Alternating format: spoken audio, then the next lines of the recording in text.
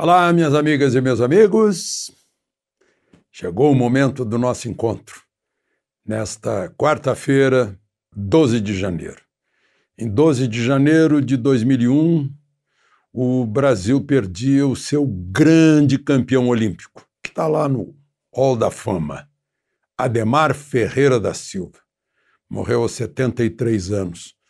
Foi o herói da minha geração na infância, na adolescência, né? Jogos Olímpicos de Helsinki, em 1952, medalha de ouro, salto triplo. Em seguida, em Melbourne, na Olimpíada seguinte, em 1956, medalha de ouro no salto triplo, batendo seu próprio recorde. Aliás, ele bateu 4 recordes. Ele foi 3 vezes campeão dos Jogos Pan-Americanos. Um senhor atleta. E aí pegou a moda, né, na nossa geração, lá de 13, 14, 15 anos de idade. Bom, e depois acabou incorporando o salto tríplice nas aulas de educação física, né, na escola. E nós treinávamos salto triplo, que era a fama do Brasil, né? Medalha de ouro do Brasil numa Olimpíada era uma coisa rara. Adhemar Ferreira da Silva, herói brasileiro do esporte brasileiro. Ele depois, olha, ele foi comentarista esportivo, ele participou do Orfeu da Conceição, peça do Vinícius de Moraes, que depois virou o filme Orfeu Negro, que ganhou Palma de Ouro em Cannes. Ele participou do filme. Bom, e em 12 de janeiro de 2010, terremoto no Haiti, 7 graus da escala Richter. Calcula-se hoje 100 mil mortos, inclusive a doutora Zilda Arns, que estava lá em missão humanitária.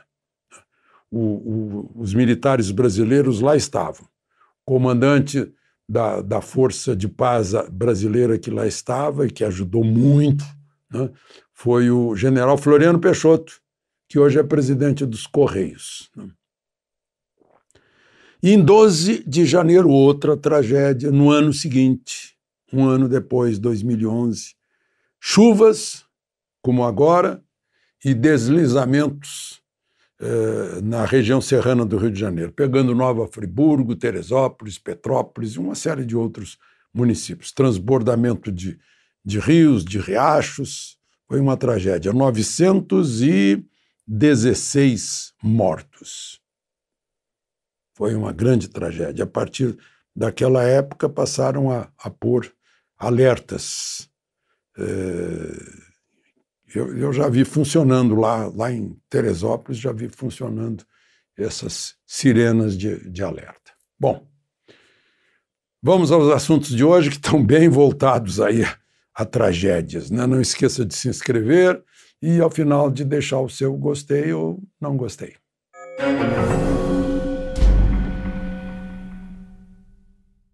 Bom, falava das chuvas, né, das inundações, das tragédias em 2011, pois agora se repete, né? Minas Gerais, primeiro começou pelo sul da Bahia, agora Minas Gerais também está com 24 mortos. Minas Gerais com aqueles rios que a gente conhece da literatura, da poesia, né? O Rio Doce, né? Da música, o Rio Piracicaba, né?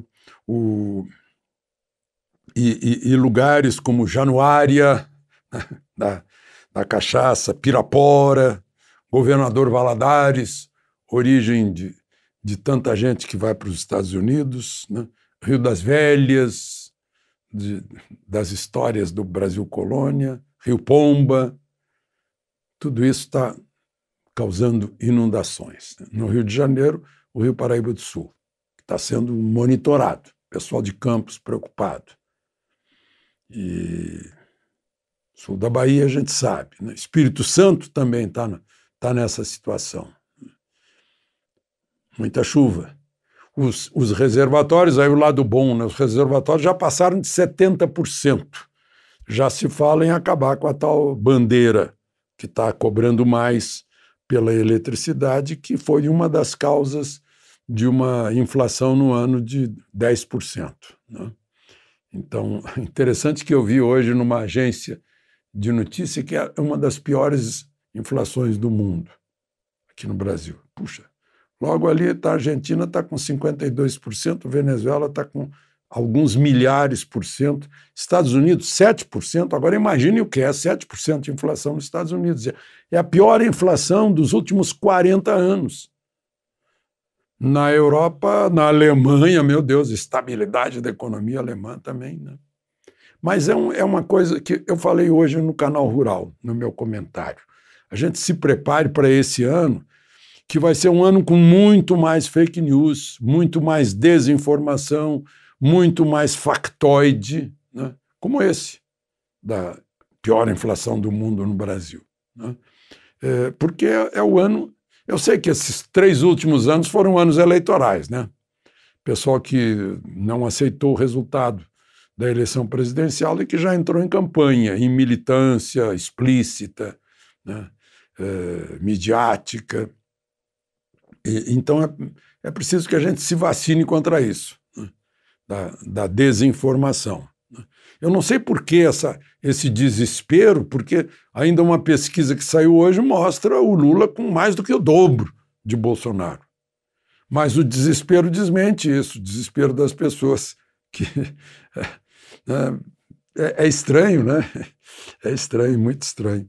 Bom, mas enfim, voltemos aí a essa questão aí das Rio de Janeiro, vacinas. Rio de Janeiro tem um surto muito grande, né?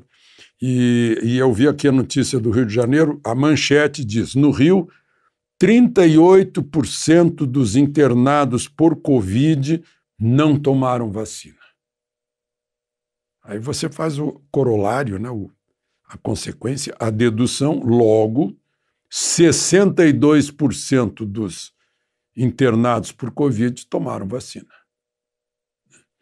Assim como tomaram vacina, e estão com Covid, é uma lista aqui de gente, a ministra Damares, ela e a filha, ela tem passaporte. O senador Fabiano Contarato, também. A notícia diz, e também o marido e o filho dele. Por falar nisso, o governador Eduardo Leite também está com Covid e vacinado. O presidente nacional do DEM, prefeito de Salvador, ACM Neto, também está com Covid, né? E devidamente vacinado. Bom, estatística sempre é bom, né? Eu vi outro dia, estatística do ano passado de homicídios despencaram, né? Em toda parte. E agora eu vejo estatística aqui, imagina só, estatística de ônibus queimado no ano passado. Né? Nos últimos 10 anos é o menor número. Em 2014, por exemplo, foram queimados 657 ônibus. Nesse ano passado, 69, que eu ainda acho muito, né? Mas foram 69. Acho que ônibus queimados a gente só aceita no caso de acidente, né? Alguém vai lá e tocar fogo num ônibus é um absurdo. E é um absurdo.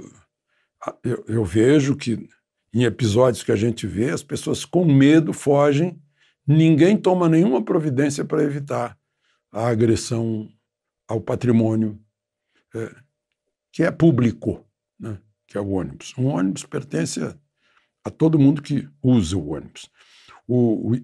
Onde mais houve queima proposital, criminosa de ônibus, foi em Manaus. 14 casos de queima de ônibus. A propósito, eu estava revendo as notícias de que eu falei para vocês há pouco sobre os acontecimentos na região serrana do Rio de Janeiro, lá em 2011, né? E vi que houve saques a supermercados. No ano passado, a gente viu que as pessoas ficaram sem emprego, ficaram sem renda, e não houve saques. Porque houve uma reação imediata do governo, né? Aliás, o governo reagiu à pandemia muito antes de ela ser decretada a pandemia, né? Já estava retirando os brasileiros das regiões em que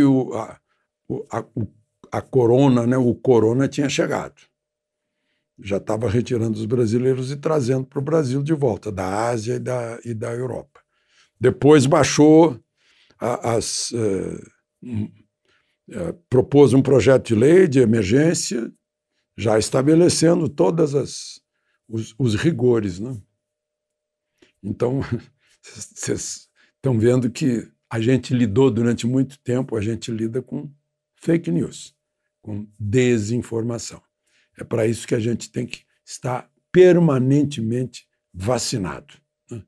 Para que não mintam para a gente. É só a gente conferir as coisas nas redes sociais. Hoje me passaram uma lá do Cazaquistão, eu fui conferir, não era, né?